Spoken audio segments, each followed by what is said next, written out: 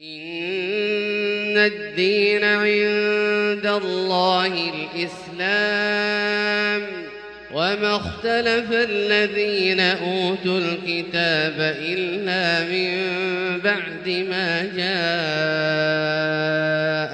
العلم بغيا بينهم ومن يكفر بآيات الله فإن الله سريع الحساب.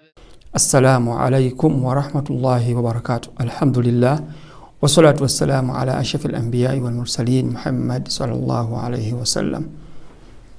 وبعد أولغانا نتيتو سنسي musomo jaffe tubaniriza jetugana najo maaso waffe no mutuli munda mu jacket obunyogovu bungi naye tujja kuberanga ensonga tuzikwasaganya okusinziranga ekinaje ekinetagisa biidhnillahi tabaraka wa taala. tulaba min aqwali sayyidina Muhammad sallallahu alaihi wasallam afdalul anbiya'i wal mursalin.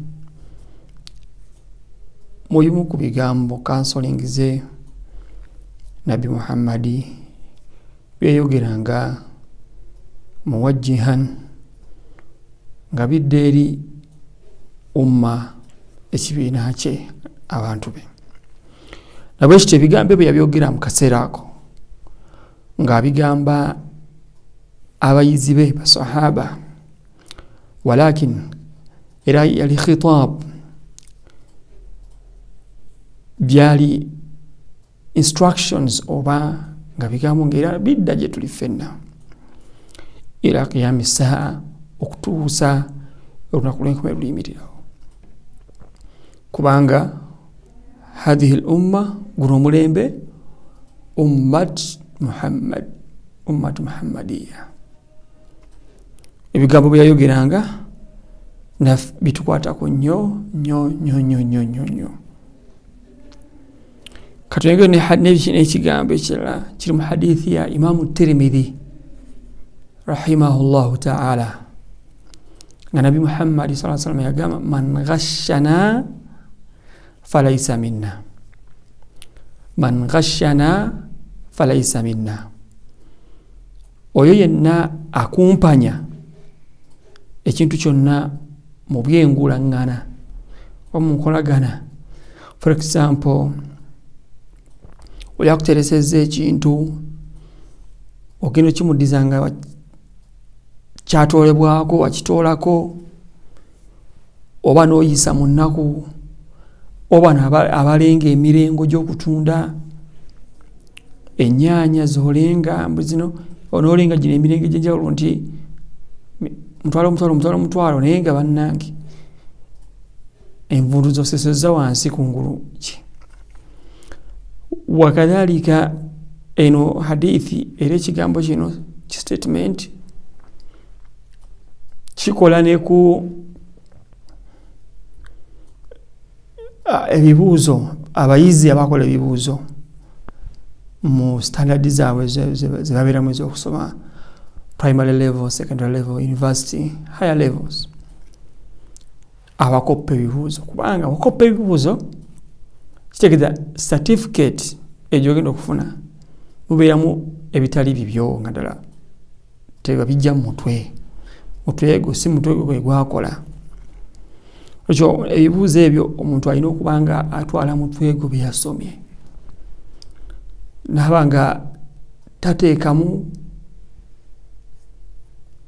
kukola ki kuba nti ate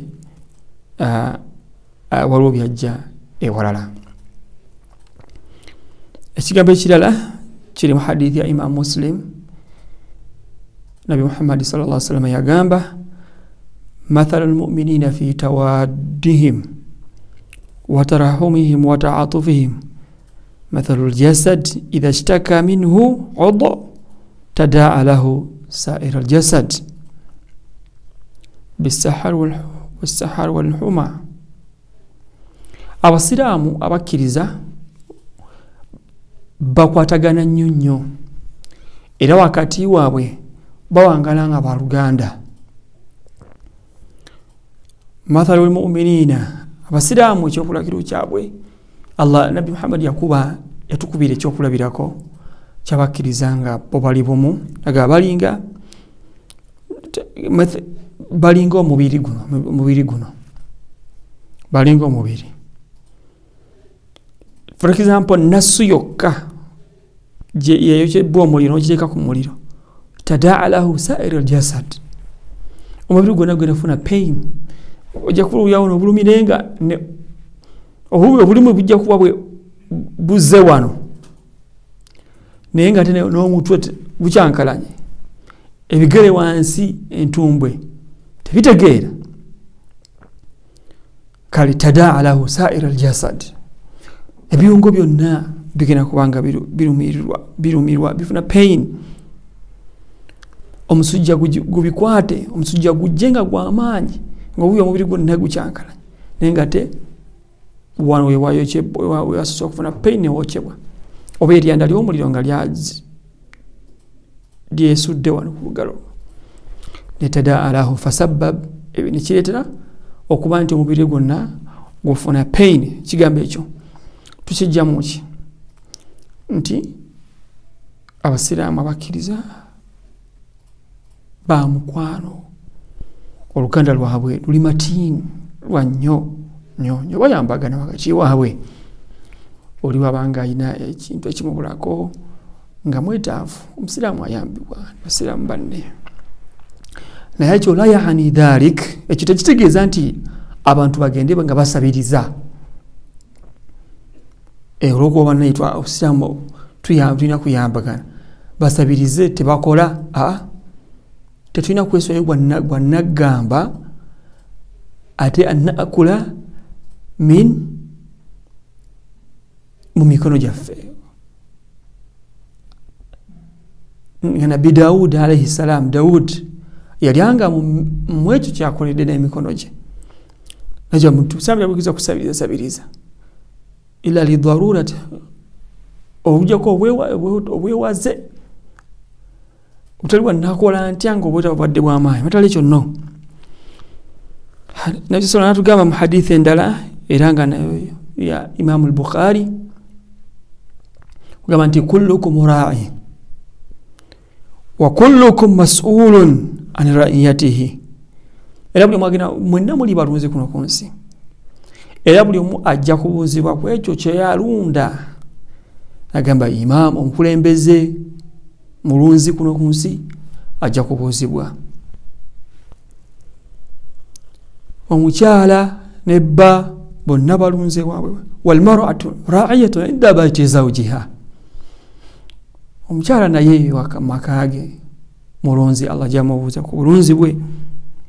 Nabwekityo abasigadde ffenna wal mas'ul warrajulu ra'in ala ahlihi huwa mas'ulun ala fakullukum ra'i wa kullukum mas'ulun, bwe mujja kubuuzibwa ku bulunzi.